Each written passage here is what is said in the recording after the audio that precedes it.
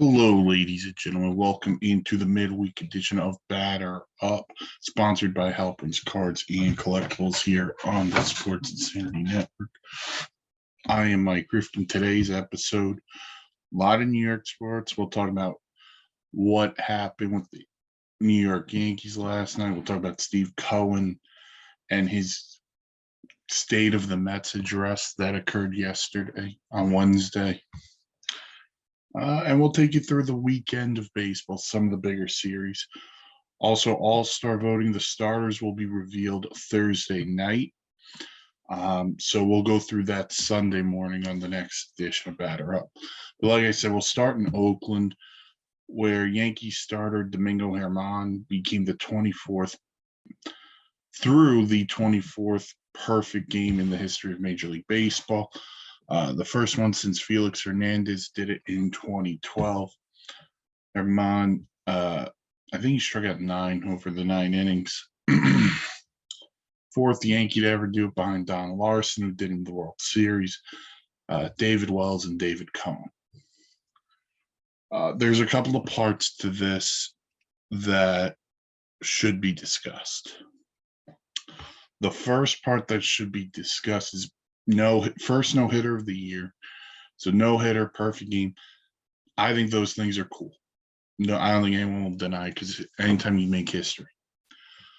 So we could celebrate the achievement and we could celebrate the moment, but we shouldn't be celebrating the guy who did it.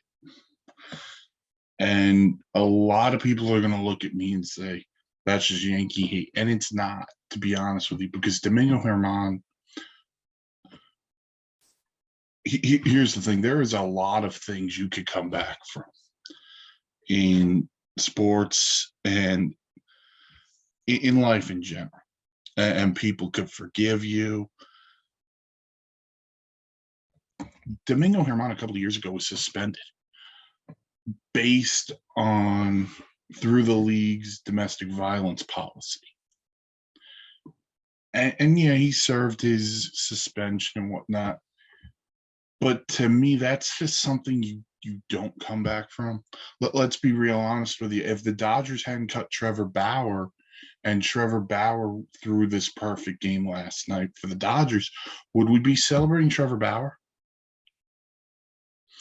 Would we celebrate a guy like Ray Rice, who, if he scored the winning touchdown in the Super Bowl after, the video of him? So I think we need to. The moment is fine. We could celebrate the moment, the achievement.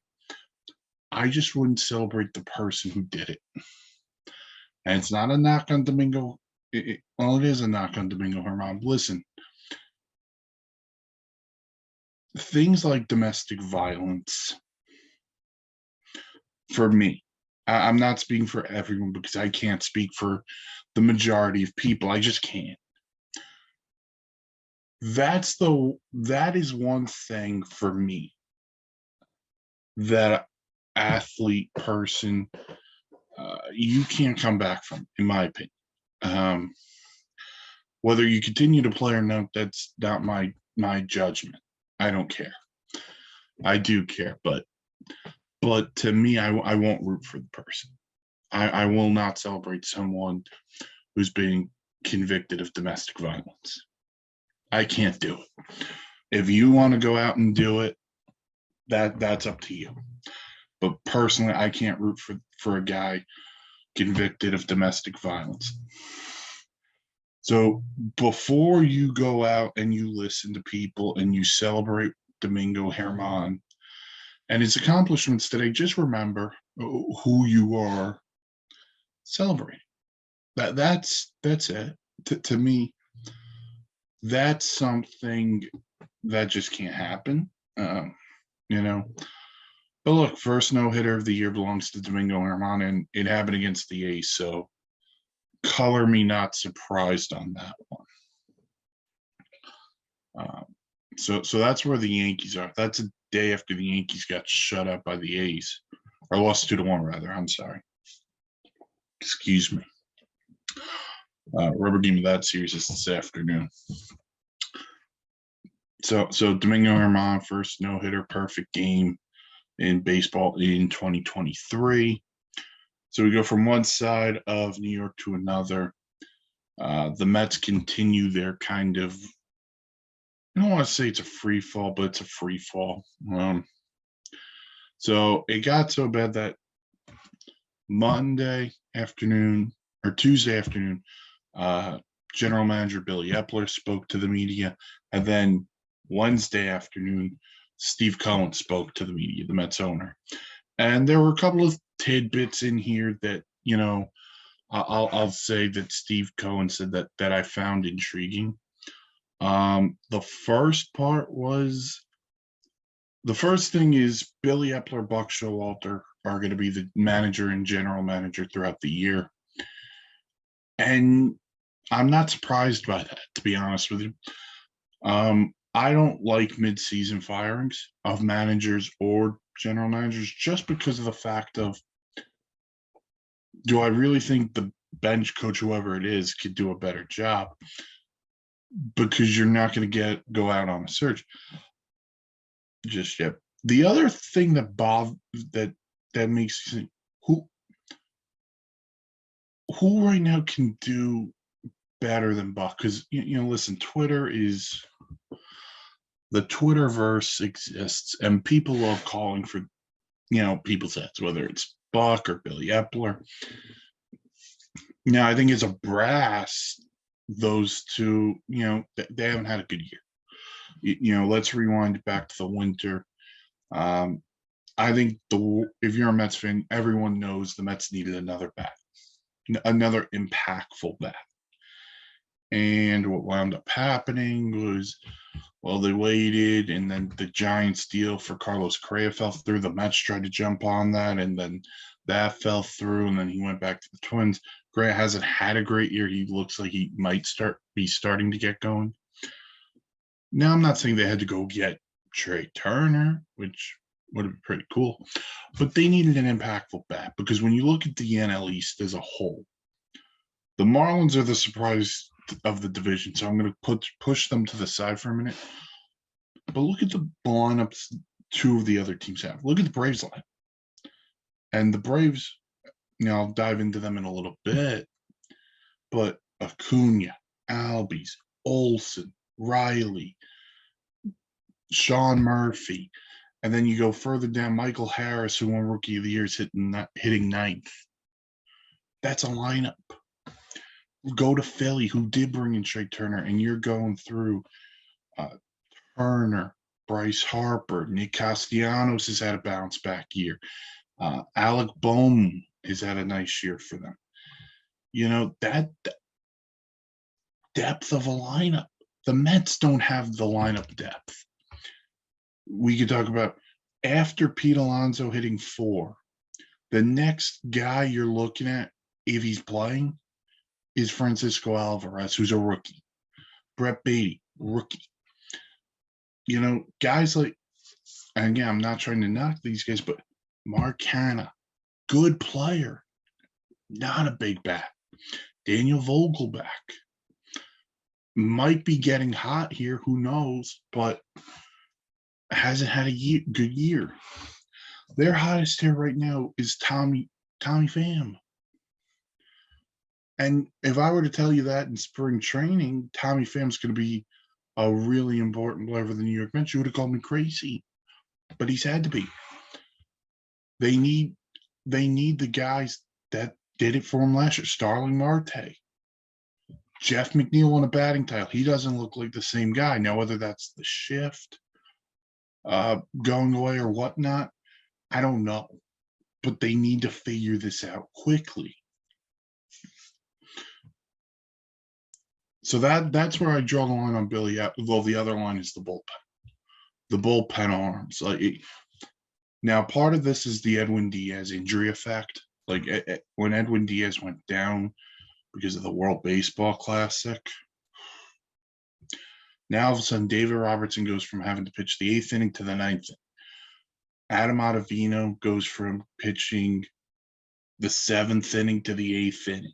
Brooks Raley goes from 7th, 8th, or 6th, 7th inning to also 7th or 8th inning. And then other guys who just may not be good enough. Dominic Leone, Grant Hartwig, Jeff Brigham. It's not good. Excuse me. Drew Smith, who I like, hasn't shown it.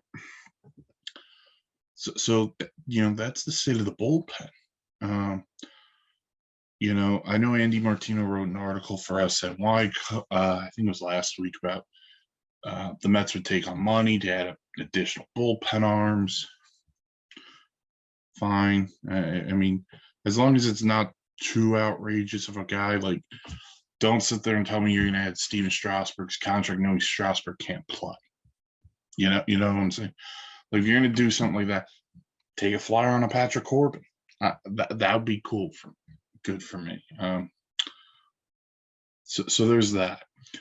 Steve Cohen addressed, and listen, the impact Billy Epler's had, that impacts what Buck can do and little things. But this team last year, they did the little things right. And this year, the attention to detail's not there. They're making the mistakes they didn't make last year. In fact, these were mistakes made by other teams against them where they would capitalize. The first inning's been a nightmare. That's part one. That's Buck, Billy Epler. So they're there for the remainder of the year. And I got to tell you, I'm not sure they would fire Buck after this year, because you'd have to convince me who's coming in. And, and I know it's the same list of people. Like, people are saying, would Eric Chavez be ready? Would they hire Carlos Beltran? A first-time manager doesn't intrigue me. It doesn't, folks. It just doesn't. I know the success Skip Schumacher's having with the Marlins, but he was bench coach for a long time, for a while. And Skip Schumacher was a really good player, underrated player. David Bell's had some success, but you had to be patient. The Reds had to be patient. In New York, I'm not sure you could be patient with a first-time manager. I'm just not. So for me, I'm not even going to say Girardi, because I don't think Joe Girardi would be that good. There's one guy who I think can make this work if you're going to fire Buck. Joe Maddon. Joe Maddon was successful everywhere he went. Success with the Rays, won a World Series with the Cubs. The Angels, maybe not so much, but we know where the Angels have been the past couple of years. So I would, that's probably the only, for me, unless there's someone you interview that I think is highly, if you could convince me on anyone else, but I need to be convinced thoroughly. So Buck and Billy Epler are here through the rest of the year, which is fine. Part two, Steve Cohen also said he's still searching for a president of baseball operations. Billy Epler knows this. That's something that he's talked about since he's gotten the gig here. I know there's been a lot of reporting of David Stearns from the Brewers. That'd be great. That'd be great if that's the guy. Because the Brewers have always had a decent farm system, drafting and developing players. So if that's the David Stearns method, I'm okay with that. Plus, you have Steve Cohen's wallet. So there are guys you could go out and get on top of drafting and developing certain players. So that's important. Now, just tying out on the two, I think Steve Cohen made a great point yesterday or Wednesday when he spoke, and talking about the Buck and Billy Epler stuff, like firing guys mid-season. Sometimes it's not the best look organizational, and that may not draw the best talent. That may not draw the best guys for a president of baseball ops job. And I do agree with him, because You want your organization to look as good as it could be. And even if they're not playing well, it's okay. I'm not going to do this here because this might look bad to this person who then may not want to come here because they see it could be a little impulsive, I think was the word he used. Impulsive, or irrational. So I kind of like where he's at on that. He put the onus on the players, and he's right. The onus is on the players. Guys like Jeff McNeil, Starling Marte, they have to be better. Max Scherzer and Justin Verlander have to be better. Carlos Carrasco has to be better. There's not a guy who's the one guy who I'll say probably you could separate in this conversation. Probably a couple. The one guy I'm going to put away who I'm going to say is immune is David Robertson, because I think Robertson's been really, really good. So he's the one guy I'll put cast off. Lindor, listen, I need the average to come up, but he's been good. Pete Alonso's been really good power-wise, but again, would like to pump up the average. And again, for some of these guys, it could be the no shifting could be affecting them to a degree. Brandon Nimmo, he's been up and down, but he's been pretty good. I mean, outside of that, it's just been. And listen, I'm going to throw Beatty and Alvarez to the side here because I'm not going to sit here and blame two guys who weren't here at the start of the year. You know what I'm saying? And Alvarez in particular has been, I know he's going through something now, but he's got to just adjust to the adjustments being made to him. That's what he has to do. So that's that. And look, Steve Cohen also said, he's not afraid to sell at the trade deadline, which, he's not going to buy for the sake of buying, which is, in retrospect, a good thing. There would be no reason to add a guy if there's no chance this team can make the playoffs. I also think they learned their lesson when they did the Javi Baez trade. Listen, Javi Baez is a good player, but it cost them a guy in Pete Crow Armstrong who they may have liked as a future center fielder, and that could be why they didn't want to lose Brandon Nimmo in the offseason. But then Baez didn't re-sign, and they kind of got burned by that. So they're in that position of where the deal has to be smart on it. Now, I'm not sure if they deal a Scherzer or a Verlander just based on, what do they want to go, But guys like Mark Hanna, maybe, kind of do what they do with Eduardo Escobar, ship him out, and, he'll eat the money to get better prospects kind of deal. So I found Steve Cohen's, I know a lot of people are going to say he really didn't say anything that, and I go, but he does. The appearance means something.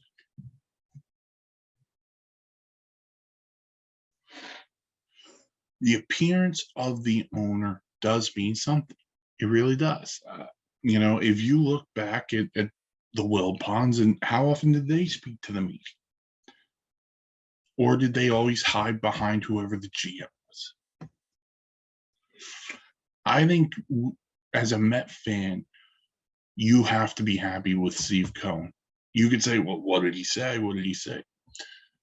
It's the fact that he spoke or he said anything because he didn't hide himself.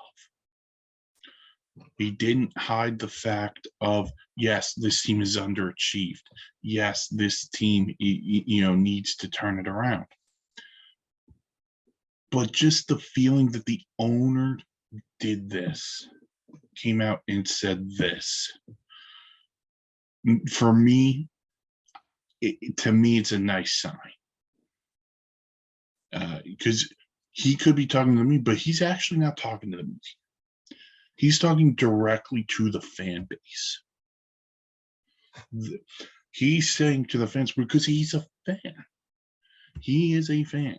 He said, I watch every game. I do this, I do that. He is a fan. And this was his way of saying to the fans, I see what you see. I understand what you're going through. Here is how I'm going to approach it, because this is the first time in his ownership that this team has not played, that this team has underperformed at this rate. So now listen, they play one more with the Brewers Thursday night. Then they play the Giants for 3. Although I got to tell you, playing the Giants on Sunday Night Baseball, that's a woof for me, because I can't stand the ESPN broadcast of Sunday Night Baseball. That's another conversation. Then they go to San Diego and Arizona before the break. They need to go 4-2 on that road trip through San Diego and Arizona, and they need to take 2 of 3 from the Giants. That they need to win series. That is what they have to do. They haven't won one in June. The best they could do is split with the Brewers. They need to figure that out quickly. All right. Couple of other things before I dive into the big weekend series. I talked about Aaron Judge on Sunday, so I'm not going to do that here. I'm going to talk about some other teams. The most intriguing series of the week, or not intriguing, entertaining. The Orioles and the Reds. The Reds go into Cincinnati. The Reds go into Baltimore, and they take 2 of 3 from the Orioles. And we could talk about how good these two young teams are, how the future's bright for both of them, and each just, when you have these small market teams, the Orioles, the Reds, the Pirates were good for a bit. They've fallen off. It's good for baseball. It's good for baseball. Love what the Orioles have in their prospect pool. Love what the Reds have, coming through their system. It's great when you're patient. When you're patient, it pays off. So not everything has to be rushed. So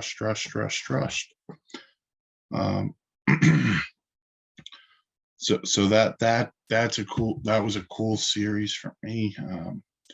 Those are two teams right now who, listen, they may not be in the World Series, but they are two teams right now for me. I would say David Bell and Brandon Hyde probably are very close to being the front runners for Manager of the Year, each division.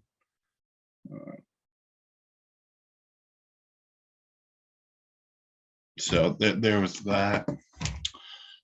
Scary scene for the Guardians earlier this week. Terry Francona fell ill prior to Tuesday's game against the Royals, had to go to the hospital. According to multiple sources, he was resting at the hotel last night. All of his tests came back negative. All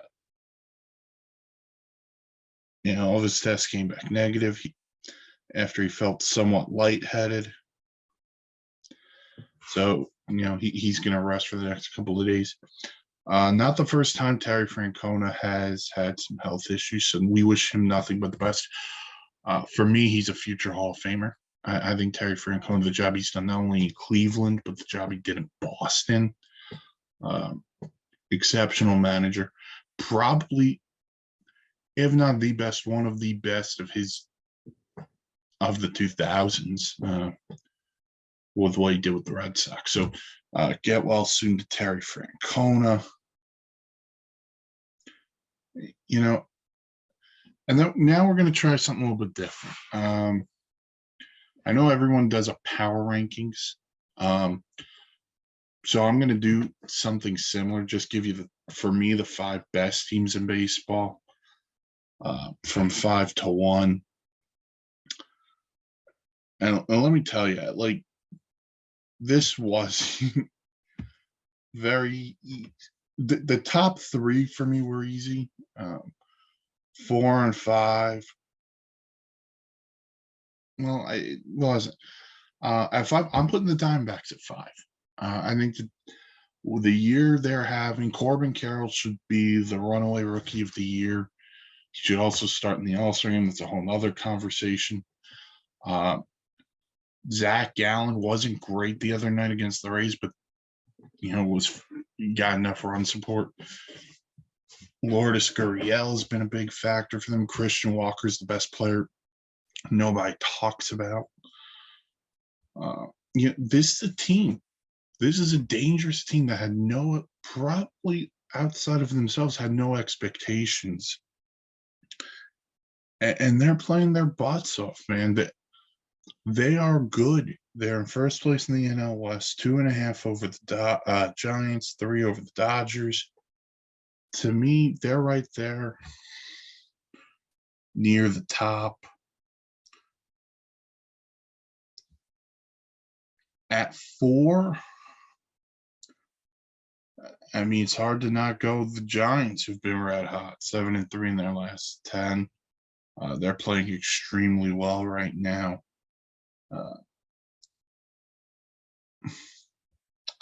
So I'll put the Giants there. The job Gabe Kapler's done. The guys they brought in, Michael Conforto, J.D. Davis, who they brought in at the deadline last year, those guys have been big contributors for them. Logan Webb at the top of the rotation. So I'll put the Giants there. 3, 2, and 1 is kind of where things are going to get interesting. At 3, I'm going to put the Orioles. I'm sorry. Let me rephrase this. The Giants are an honorable mention. I have the Orioles at 4. I love the Orioles young core. I've mentioned it on the podcast. I've mentioned it through blogs too. I want them to do what the Braves do. And that would be just extend that young core, buy out the arbitration years, and just keep that group together. And they got guys coming like Jackson Holiday's coming through the system. They have guys. If they can get a guy at the top end of that rotation at the deadline, look out. They're good. They're fun. They're young. So I'm going to put them at 4. At 3, I'm going to put the Rangers. There's not much you could say. They score sugar ton of runs. They score a ton of runs. Their pitching, even with Jacob deGrom is out, has been really good.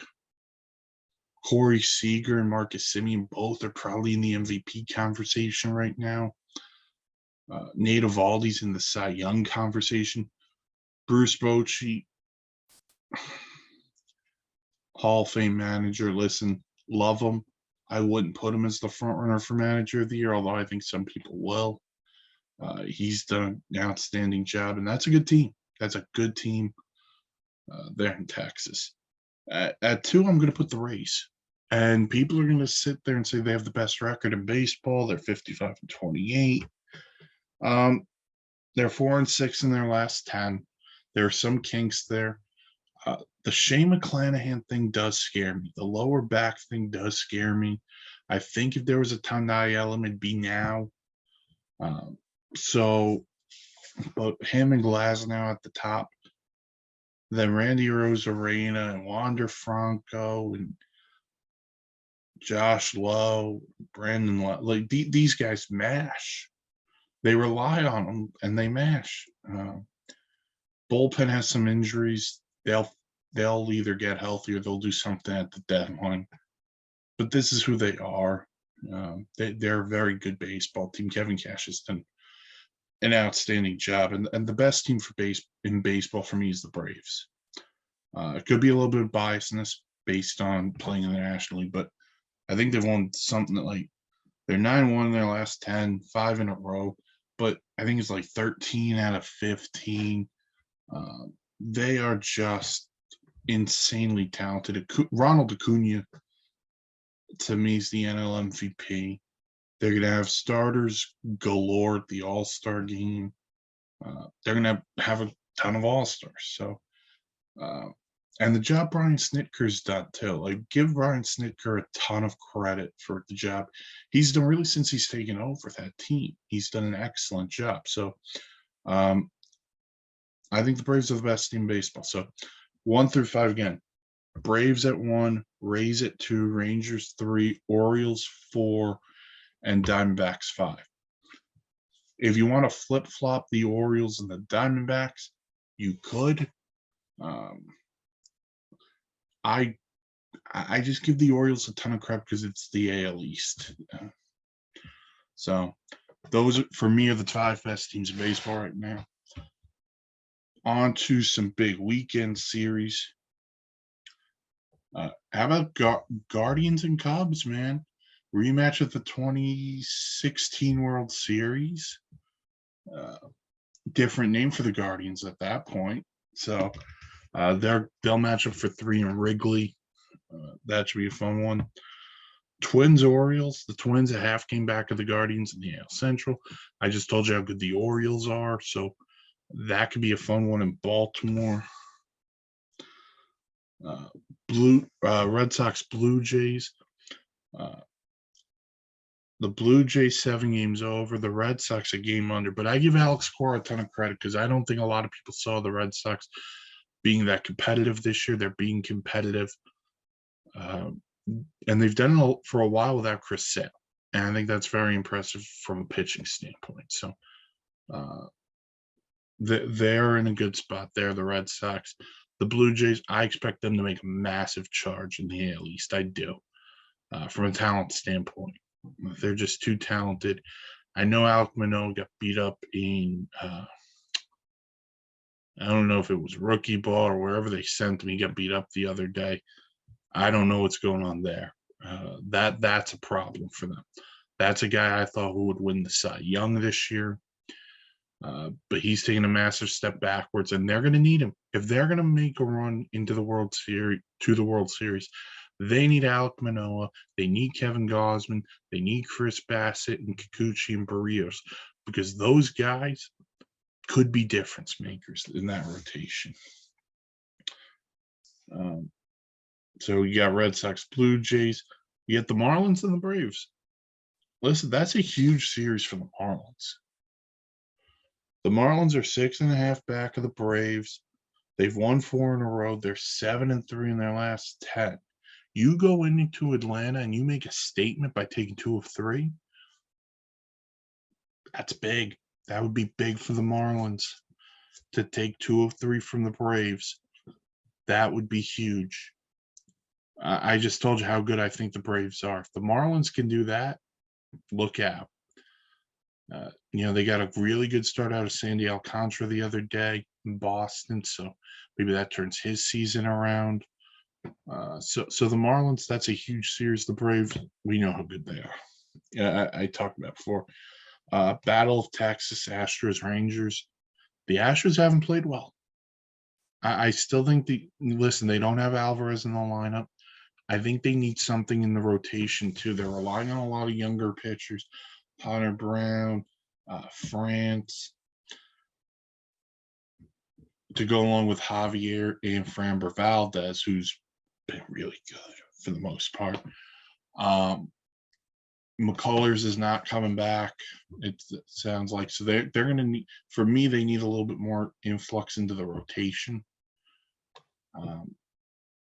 Hey, who knows?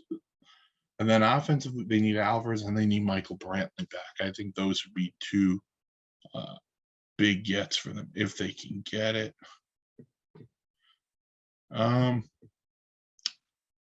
Yankees Cardinals, just for the historical purposes alone, that could be an interesting series.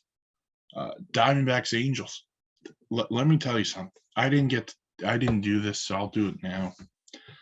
Not sure if he's going to pitch this weekend, but Shohei Ohtani, man, like, the dude is a unicorn. Like, he's got a 3.02 ERA. He's hitting 304. He leads the league in home runs. He's second in the American League at strikeouts. And I heard there was, I'm trying to remember who said it, who was having the conversation, but someone was saying you can't vote for MVP every year, but how can you not? He does everything. He pitches, he hits, now listen, if he was hitting 211 with 12 homers, sure, you don't vote him for the MVP. But this is an MVP. And people want to talk about, oh, well, Aaron Judge. Aaron Judge had to hit 62 homers to make him not the most valuable player. You know what I'm saying? So it would take something of a historical purpose to not give Shohei Ohtani the MVP.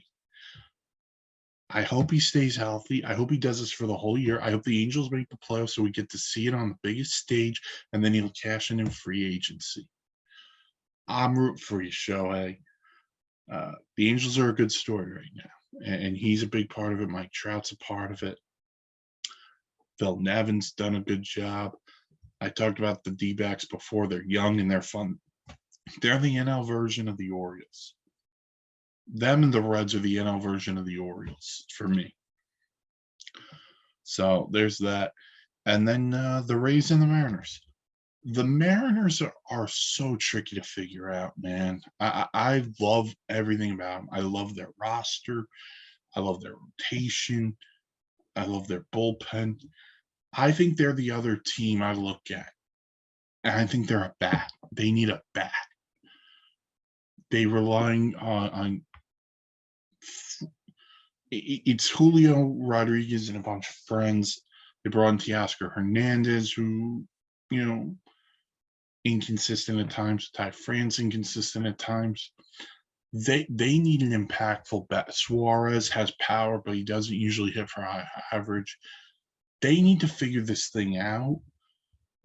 They need a bat. If they can get an impact bat to lengthen out that lineup, they're a team I wouldn't want to play in the playoffs because you're going to go Castillo.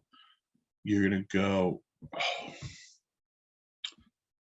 I don't know why I'm losing touch on the Mariner rotation. Bullpen's really good too, but you got George Kirby, Bryce Miller. There we go.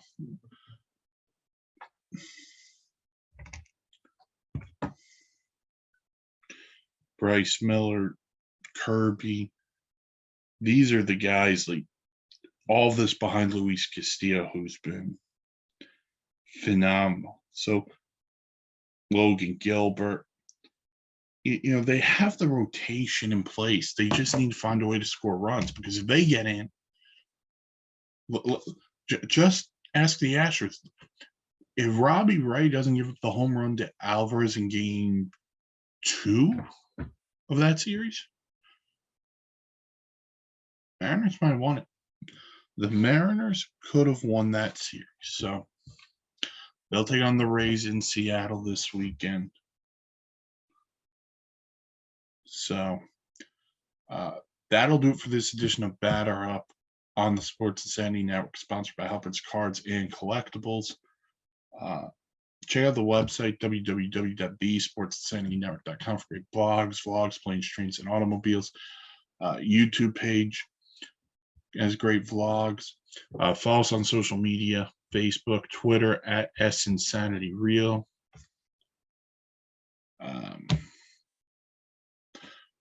I'll be back Sunday morning for the next edition of Batter Up.